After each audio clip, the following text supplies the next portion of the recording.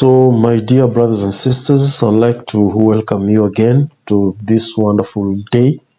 And today I'm actually privileged to follow Elder Christofferson.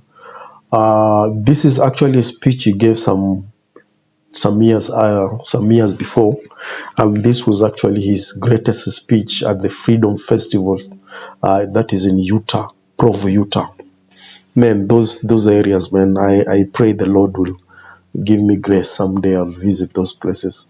It's a place called Provo, Utah.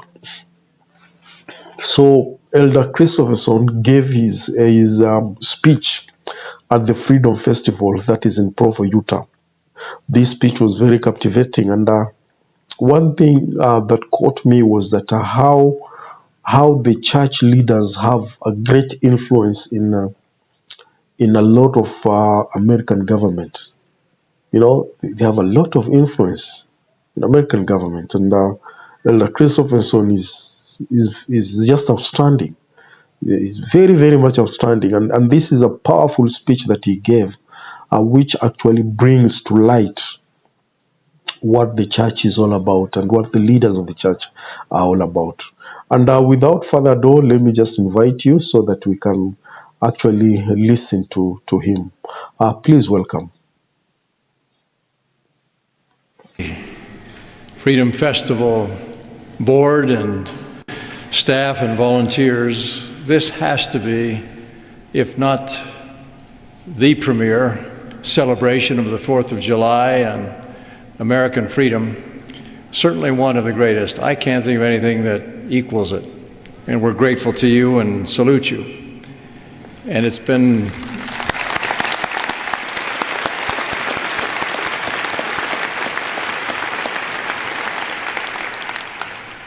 wonderful to listen to this 23rd Army Band.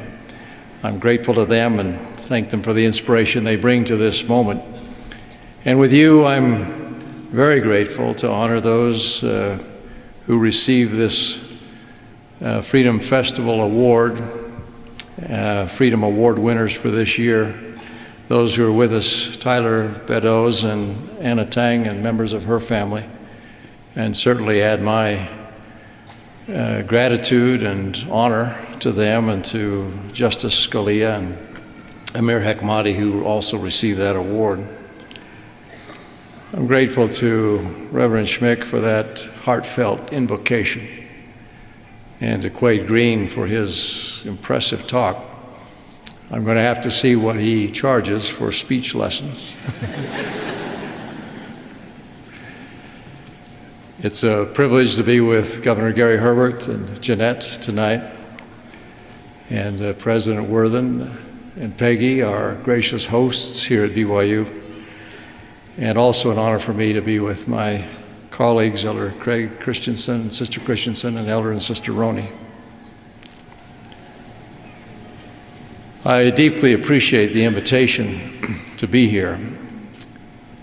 Independence Day is a wonderful celebration of America's heritage of constitutional liberty. And my remarks this evening are about America's great heritage of religious liberty, and about the need for each of us to defend that heritage before it's too late. In 1790, at a time when Western Europe excluded Jews from the full rights of citizenship, including the ability to hold public office, President George Washington wrote a memorable letter to the Jewish congregation in Newport, Rhode Island. They had written congratulating him on his election.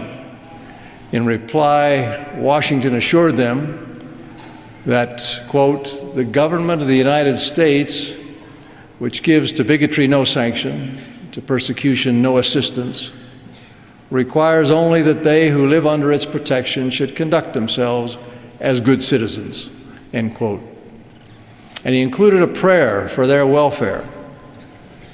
"May the children of the stock of Abraham who dwell in this land continue to merit and enjoy the goodwill of the other inhabitants, while everyone shall sit in safety under his own vine and fig tree, and there shall be none to make him afraid." No one who knows the difficult history of the Jewish people or their fate during succeeding generations can fail to be impressed by Washington's affirmation of religious freedom. Last year at an interfaith conference on religious freedom in São Paulo, Brazil, I addressed a meeting of religious leaders including Catholics, evangelicals, Seventh-day Adventists, Jews, Muslims, and many others. There I explained religious freedom is the cornerstone of peace in a world with many competing philosophies. It gives all of us space to determine for ourselves what we think and believe, and to follow the truth that God speaks to our hearts. While protection from government persecution is, of course, crucial, that's not all that religious freedom means. A robust freedom is not merely what political philosophers have referred to as the negative freedom to be left alone. Rather, it's a much richer, positive freedom, the freedom to live one's religion or belief in a legal, political, and social environment that's tolerant, respectful, and accommodating of diverse beliefs. That freedom is now under fire. Although religious freedom lies at the core of what America is and what it stands for, critics now openly ask whether religion belongs in American public life at all. Some say that faithful Americans have no business speaking of their beliefs when addressing issues of public concern, even when those issues involve unmistakably moral judgments. Others condemn churches and religious organizations for expressing moral and religious perspectives on matters of public policy, especially when those perspectives conflict with secular viewpoints. Some even claim with no sense of history that religious people and institutions violate the constitutional separation of church and state if they bring their beliefs into the public square. A few scholars have gone so far as to argue that religion does not deserve to be tolerated, much less receive special protection. Recently, it's become popular to argue that the freedom of religion is really only the right to worship, rather than the right to freely exercise your faith in daily life, as if religion should be kept in the closet or some other private place. Some advocates demean as discrimination the long-standing right of religious organizations and schools to have faith-based standards in employment and admissions. Others resort to politically correct name-calling rather than talking about difficult topics in a spirit of mutual respect. Hurtful labels like bigot or hater are all too common. There are concerted efforts to shame and intimidate believers who have traditional moral values and efforts to suppress religious practices and viewpoints regarding marriage, family, gender, sexuality. Worst of all, government sometimes joins in these efforts. So religious freedom is indeed under attack. In case you think that's an exaggeration, let me cite to you a statement by Professor Douglas Laycock, one of the nation's premier authorities on religion and law.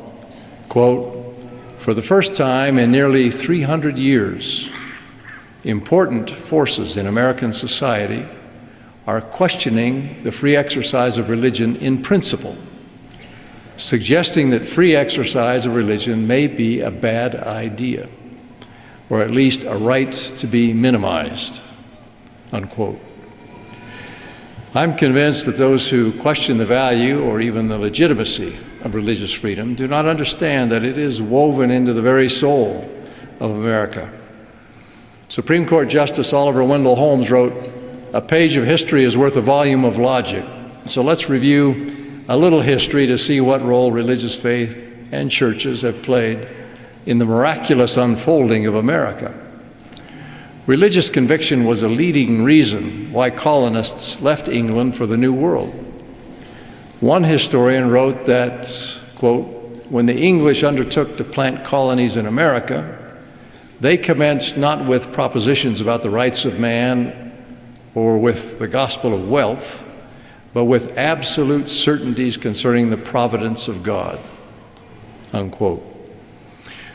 Religious purpose was the common thread connecting the Puritans of Massachusetts, who felt a divinely appointed duty to found Zion in the wilderness, with Virginia's first colonists who looked to God for their success.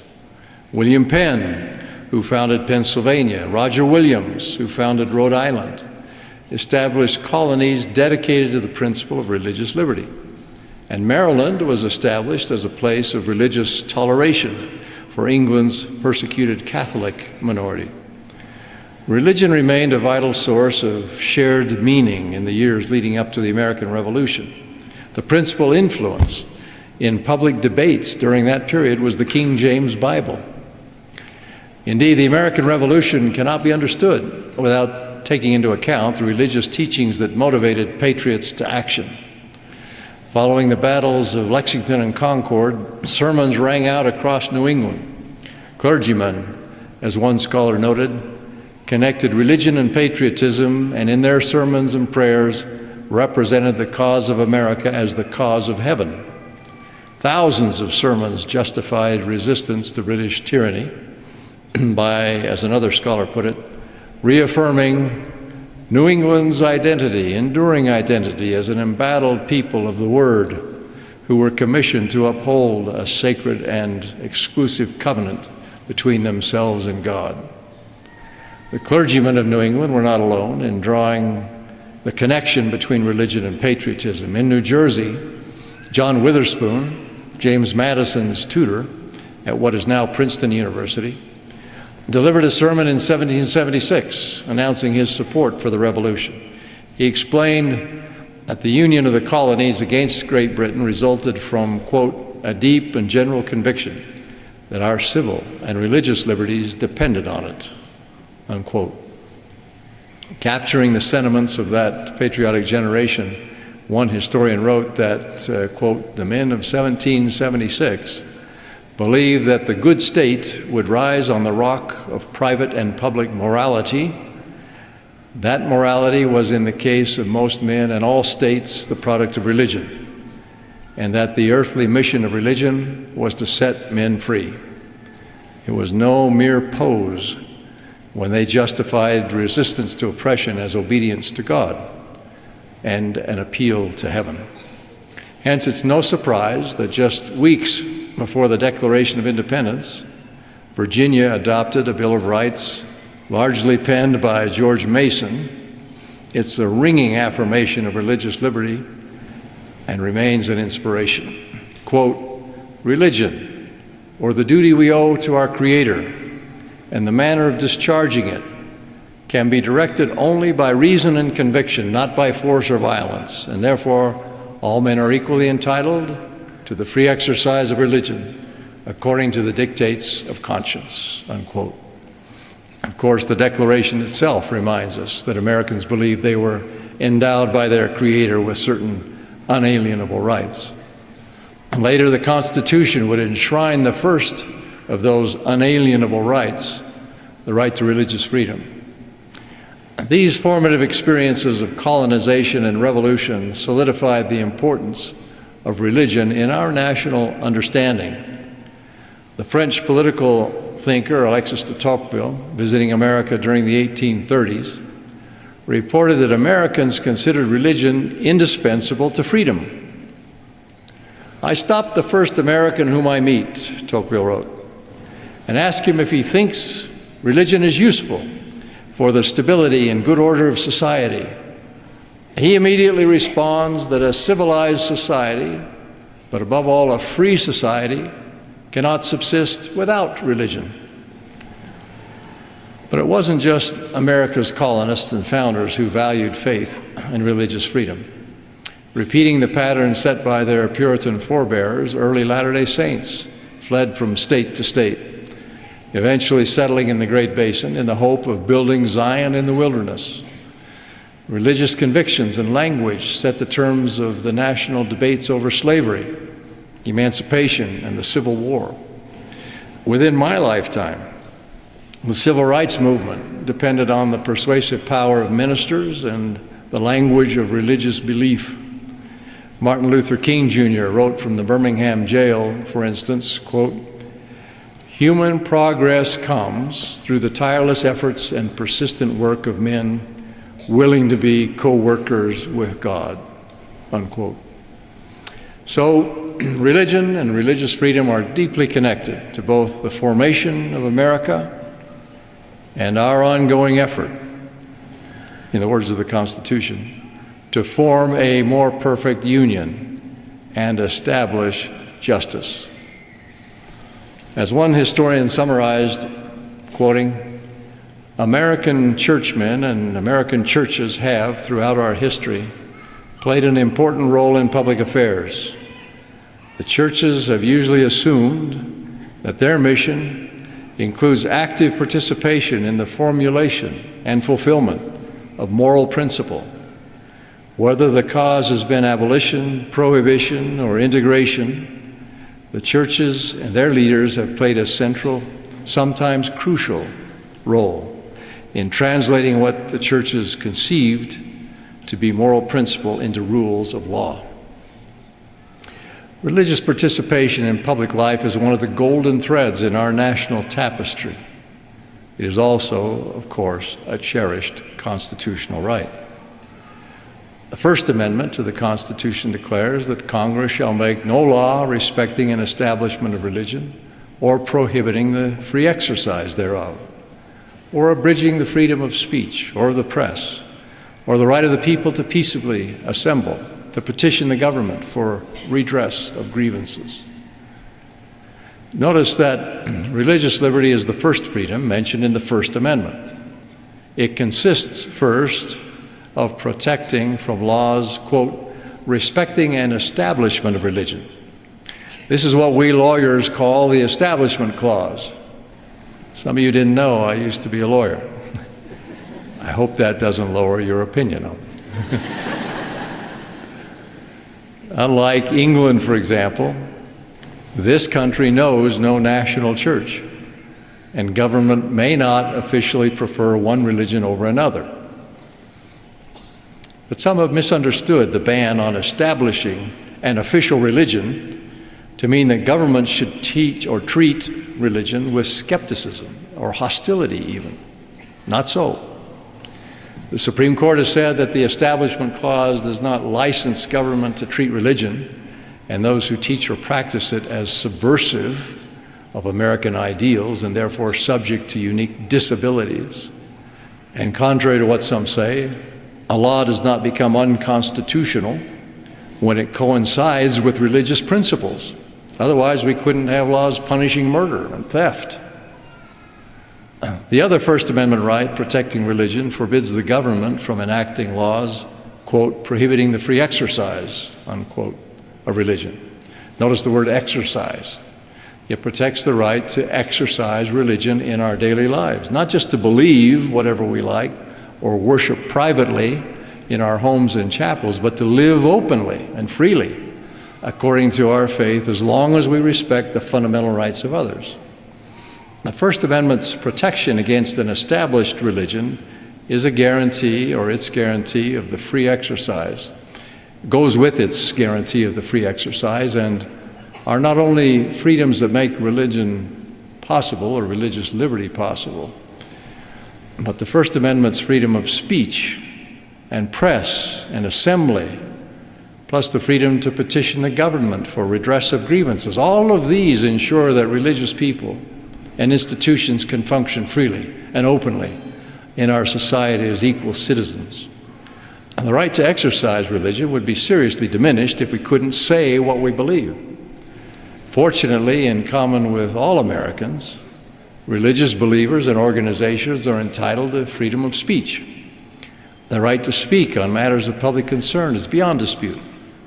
The Supreme Court has taught that private religious speech, far from being a First Amendment orphan, is as fully protected under the First Amendment speech clause as secular private expression. Religious speech cannot be singled out for government suppression. Nor is there any question that churches and other religious organizations, not just individuals, hold the right of free speech too. To be effective, the freedom to speak must also include freedom to publish one's opinion. whether communicated through traditional means like books and newspapers and television, or through the global medium of the internet. Religious voices cannot be silenced any more than any other points of view. All these rights, including the freedom of peaceable assembly, are indispensable to what we mean by religious freedom. As I have explained on another occasion, we use our freedom of religion and belief to establish our core convictions, without which all other human rights would be meaningless. How can we claim the freedom of speech without being able to say what we truly believe? How can we claim the freedom of assembly unless we can gather with others who share our ideals? How can we enjoy freedom of the press unless we can publicly print or post who we really are? There are two big points I want you to remember when you leave this evening.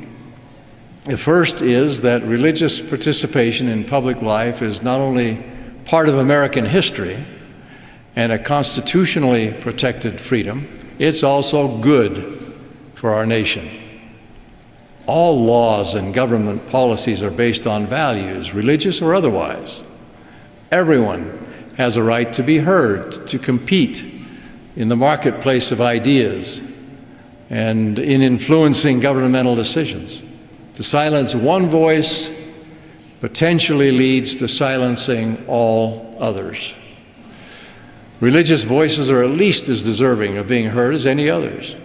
In fact, churches and other religious organizations bring unique experiences and perspectives to public policy debates. They recognize corrosive social forces that threaten faith and family and freedom. They know personally about the hardships of family breakdown, unemployment, poverty, drug abuse, and the numerous other social ills. Why? Because they're on the front lines, helping individuals and families work through these wrenching problems. When they speak out, they do so not for selfish reasons like special interest groups that constantly lobby our public officials, but out of concern for the people they minister to, their families, society itself. They bring a moral, often cautionary voice to matters of social and public policy that we desperately need in this age of materialism and self-promotion and disruptive change. The perspective of churches and religious leaders make an irreplaceable contribution to our ongoing democratic conversation about how we should live together. Their voices are essential, and so are yours.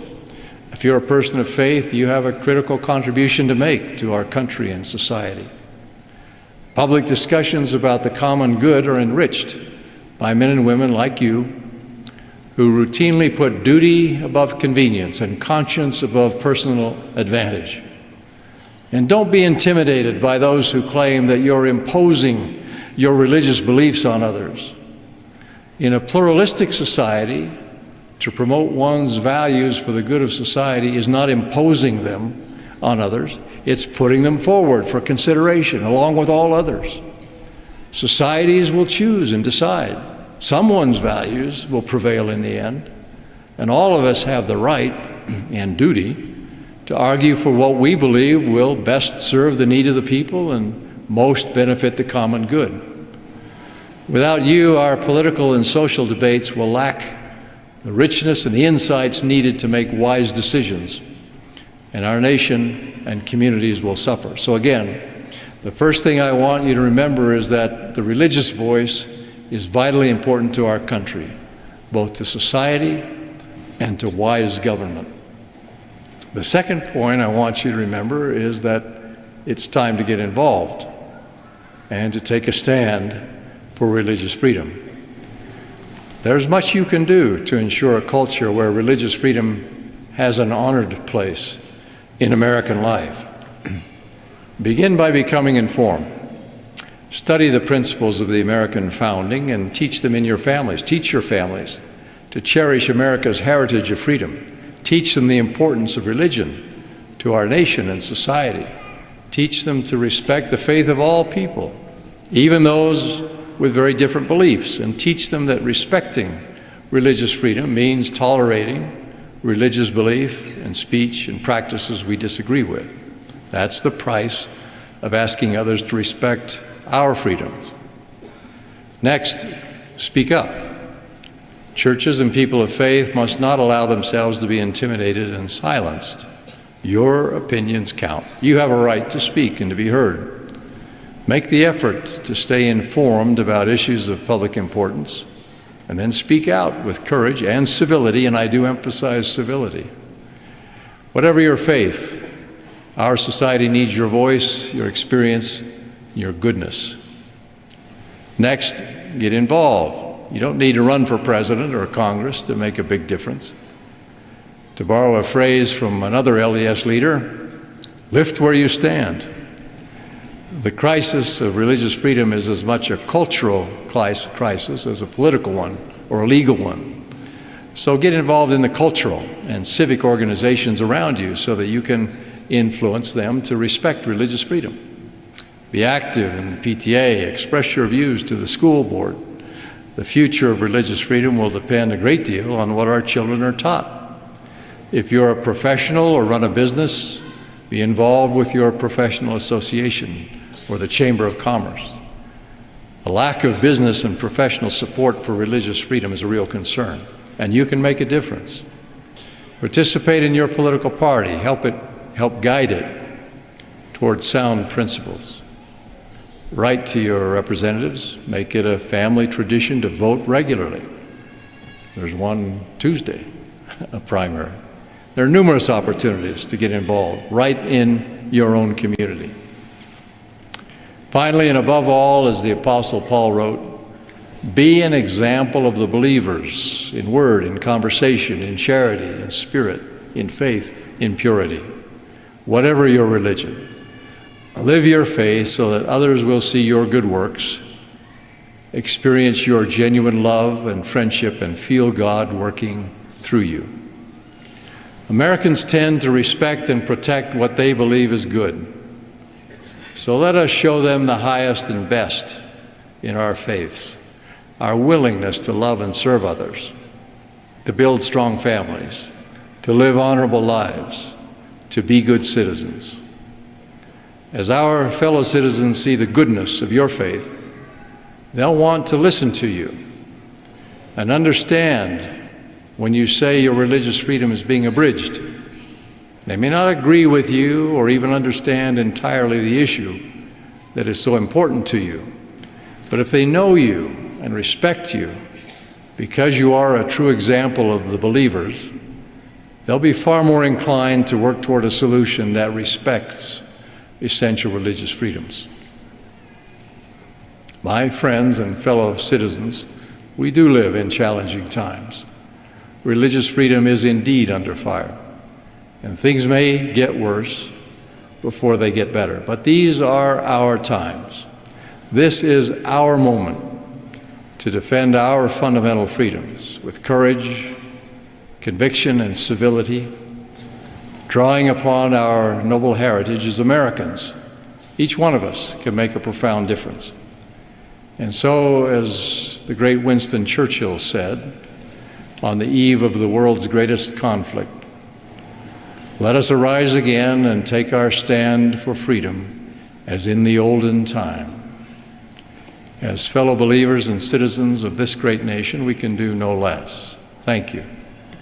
And may God bless you and this wonderful nation. So this was a talk that was given some years back, and I think it is because of the freedoms and religious, some elements of people, fundamentalists, who are actually trying to, bridge the rights of worship and the rights of freedom.